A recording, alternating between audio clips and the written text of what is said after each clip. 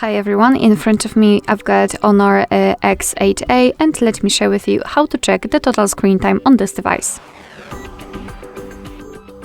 So let's start with opening the settings, and here we have to scroll down to the very bottom in order to find digital well-being and parental controls. Let's tap. As you can see here, we've got the graph which will show us for how long we've been using this device today. In my case, it was 27 minutes. We've got also the unlocks and the notifications count. So if you want to, you can check some further details just by tapping inside this graph. It will be transferred to this dashboard, thanks to which you can compare the screen time in particular days of the week. You can change the screen time to the notifications received and times opened.